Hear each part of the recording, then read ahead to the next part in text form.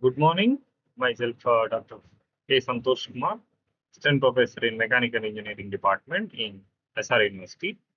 So today we are going to discuss important industry-based advancement technology, that is Industry 4.0 and its principles.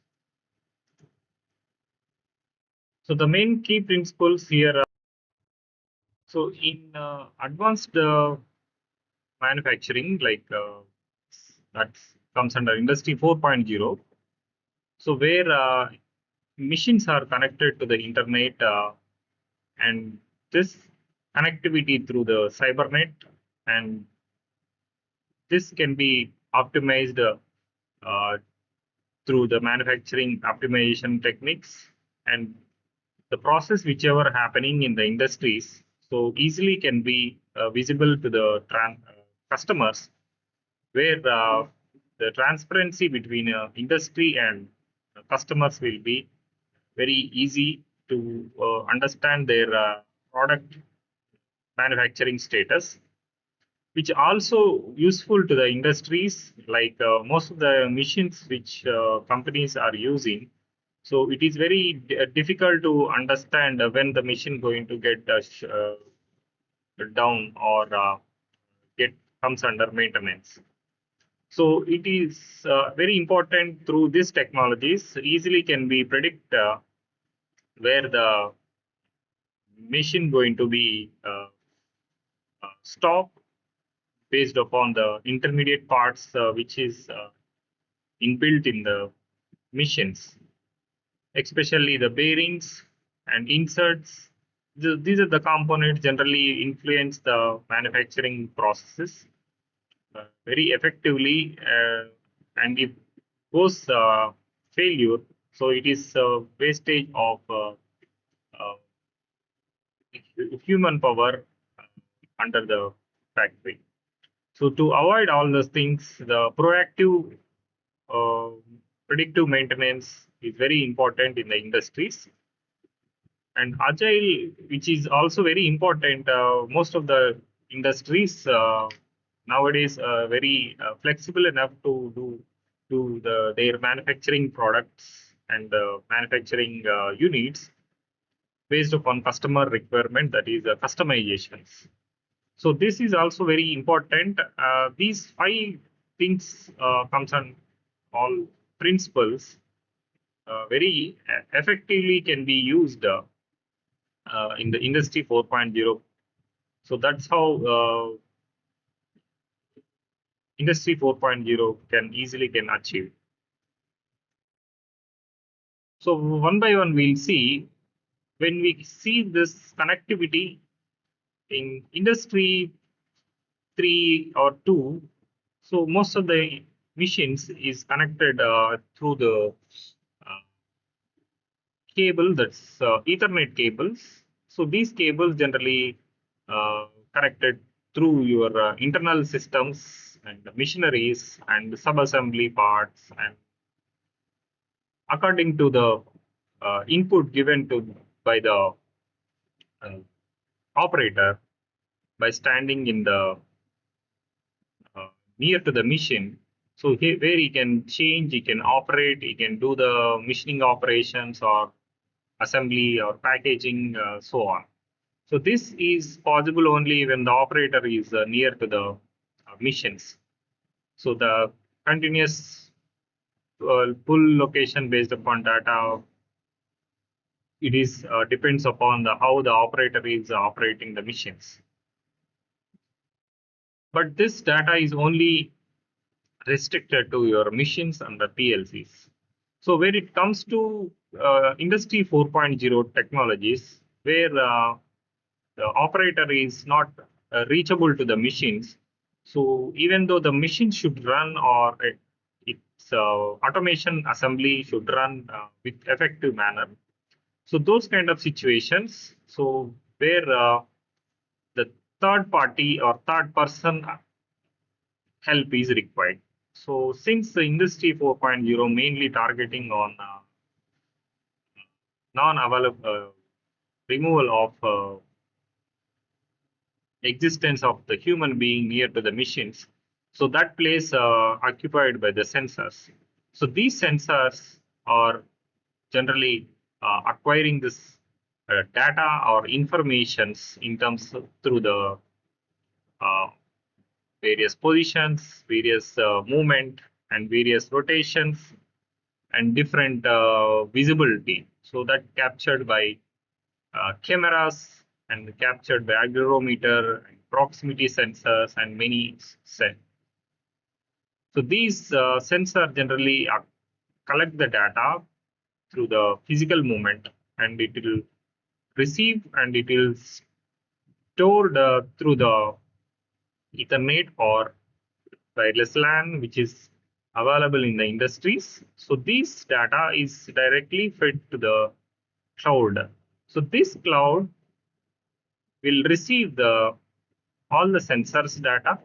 However, the data is very huge, so that's how the big data analytics emerged.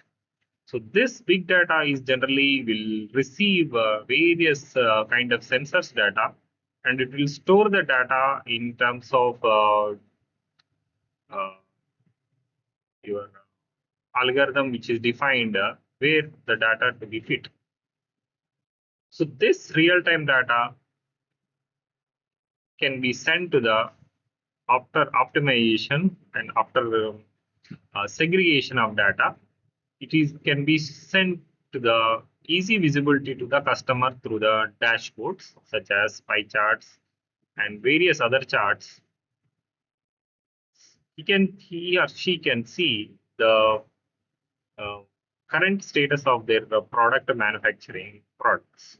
So that's how the supplier and customer can connect to the industry through the machines and the cloud, and the transparency between the customer and supplier easily can be fulfilled. So during this, we can easily control the production, and properly we can see the quality of the materials. If any issues will come, easily we can predict and do the maintenance, and we can also do the process engineering very effectively. When it comes to optimized, where production lines are previously there are various kind of shape. It is straight line, it is a U shape, L shape, T shape. So as far as the customer concern, so they are started to uh, give the uh, products with various customizations. So based upon that, this operation units are started to make changes to increase output or product outputs with the various customizability. So that's how, with adopting optimization, we can minimize the cost, and we can improve the quality, and we can increase the production.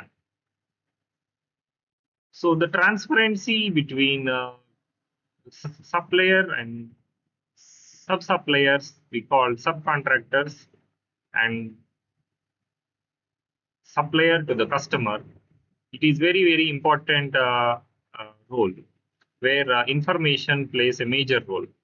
So most of the times in industry 2 or 3 technologies, where the industries only works on these technologies, 2 or 3, most of the times industry gives an update to the customer where the lack of information, and the customer reach to the industry for the inspection or commissioning.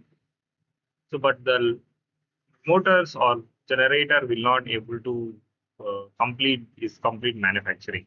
So the customer ultimately disappoint, and it lose the uh, orders to the current suppliers.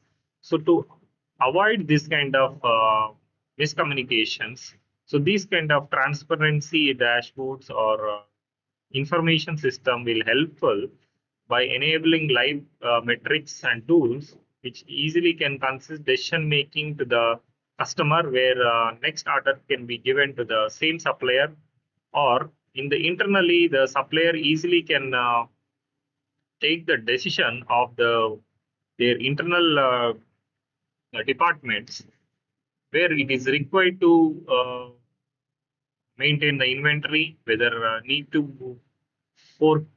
be speed up the process where the lack of skilled labors.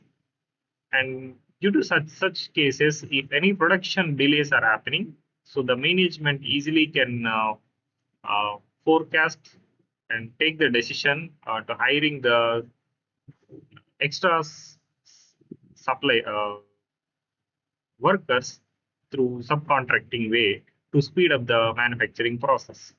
So this is how this real-time dashboards are easily and can help to the suppliers or manufacturer internally, and supplier to the customer, and supplier to the subcontracting people. So the major role of this sub suppliers mainly in industry. So all the parts cannot be manufactured in the same factory. So they try to give to the subcontracting where parts need to be manufactured and get assembled in the main factory. However, most of the subcontracting suppliers will not able to fulfill their delivery dates, which affect the end user as well as the reputation of the main supplier in terms of not delivering the product in time. So this also can be useful for the supplier to verify the subcontracting products are getting manufactured in time, or he can take decision to do the subassembly parts in to ship that parts to another supplier by canceling the order, or they can themselves then make inside the factory. However, the cost is more. So also the customer easily can track their orders, like as we see nowadays, most of the supply chain packaging deliveries, how we are tracking. Similarly, in the manufacturing unit as well. Then proactive. This is very important in terms of manufacturer. So most of the products are getting manufactured through various kind of machines, such as where you can see in the last corner, various machines like robots and conveyor systems, this kind of trolleys and AGVs, inspection units, and predictions of particular mission data, and so on. Most of the times, when the machines are running, these machines are a combination of various elements, that such as your bearings and washers and so many components. So these components having certain lifetime. So this components before getting failure can be predicted by following various kind of algorithms. So these algorithms generally are designed based upon the reliability of the product which is given by the supplier. Based upon that, they can easily predict before getting failure. So that is very important to uh, not to stop the industries in completely in idle condition. Also, in terms of quality, so where number of materials can be inspected with doing various image processing techniques, where the operator generally used to check each and every component. It will take hardly, if it is simple components, 5 to 10 minutes. If it is critical component, sometimes it's take uh, 10 to 12 hours. So, however, the critical components still human intervention is needed, skilled labor or skilled worker. But some of the components, which simple components, it easily can be inspected where mass productions are happening. So during such cases, the human intervention it is can be avoided by predicting by designing a certain algorithm where adopting image processing and machine learning techniques so that we can easily can do the inspection uh, with for large number of components in short span of times. The agile manufacturing or agile is very very important. It is in industry 4.0 under principles. So as I told in the initially, the customization of the products it is increasing day by day. So based upon that, industry needs to be uh, prioritize their requirements based upon customer choices. So when it see this Gantt chart where the flexible adaptable scheduling can be done by using this Gantt chart, and if certain customers required some delay in the production, so there easily can be prolonged their manufacturing requirement of product and little delay. So, but the assembly line which is built for the particular customer products, it is very difficult to rearrange all the supply uh,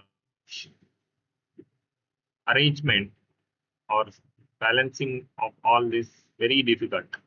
So that is how in agile manufacturing plays important role where this modern production strategy which this focuses on rapid response to the customer demands and the flexibility and the continuous improvement where it can enables companies to quickly adapt the changes in market trends and product design and customer requirements. So that's how the Gantt chart will helpful and it guide us to which part to be prioritized, which customer requirements orders to be prioritized, and or we can make the delays. And based upon that, your production lines can be rearranged based upon the focusing on Gantt charts. So far, the summary we discussed in Industry 4.0, this connectivity is a seamless integration of machines, systems, and people enables real-time data flow and collaboration across manufacturing systems. Also, we need to be optimized by adopting advanced tech analytics, AI-driven insight, it continuously improve efficiency, reduce waste, and enhance decision making throughout operations. So, through the transparency and through proactiveness, we can easily can monitor real-time visibility into the process of various manufacturing products, which also enabling detect the issues which is arising in the production. This can be minimized by doing predictive maintenance, data-driven quality control systems. Also minimize downtimes. So when it comes to agile is a very very important component uh, in terms of customer requirement and customized product, which can enable flexible systems, allow rapid adoption to the market demands and market customization, and scalable production, supporting with innovation resilience. So when we talk about connectivity, the cyber physical systems are very, very important. where when it comes to definition, CPPS, whereas CPS, both are almost very near words. Physical production systems or CPS, cyber physical systems. These are integration of computation, networking, and physical processes. So these are embedded with computer networks, monitor and control physical monitors, processes, usually feedback loops. So the key characteristics are real-time interaction between cyber and physical components, especially sensor and actuator integration. So the key characteristics are real-time interaction between cyber and physical components. When it comes to cyber, it is a combination of various Ethernet or Wi-Fi sources and edge devices.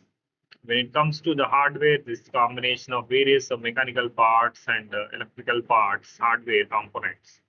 So sensor and actuator integration, which is helping to automation, that is autonomous decision making capabilities.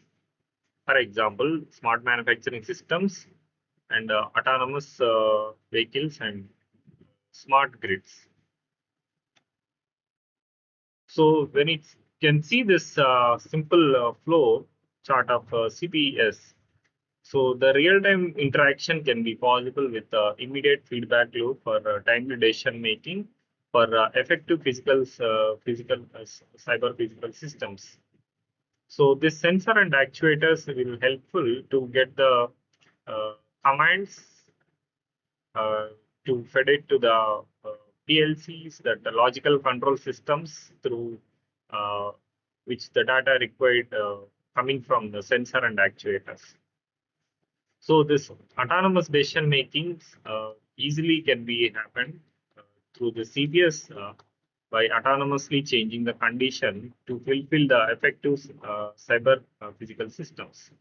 When it comes to components of CPS, so there are four important things. One is a human machine interface, where the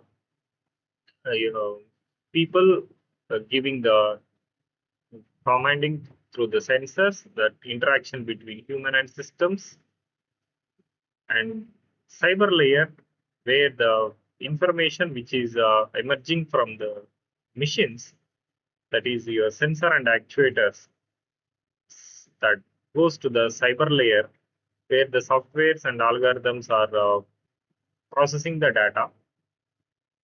And after that, the network layer will helpful to send this communication between systems to the continuous feedback with the internet to the factories. And in the physical layer, the components integrating physical world.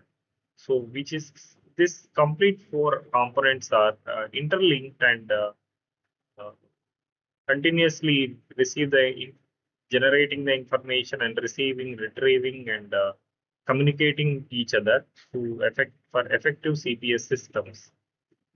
So through this CPS in smart manufacturing, we can achieve the various applications, that is predictive maintenance using sensor data and real-time production monitoring and optimization, and autonomous logistics and material handling easily can be achievable, and digital twins for process simulation and control, where you can have a experience of the real-time physical factory uh, manufacturing, and feedback loops and delays easily can be experienced before starting the production systems through the digital twin. So where the digital twin help the uh, industry so to avoid various losses like delays, maintenance of the machineries, and everything can be predicted in the initial stages through this digital twin networks. So the benefits are mainly the increased productivity and efficiency, and reduce downtime and effects, also enhance safety and flexibility.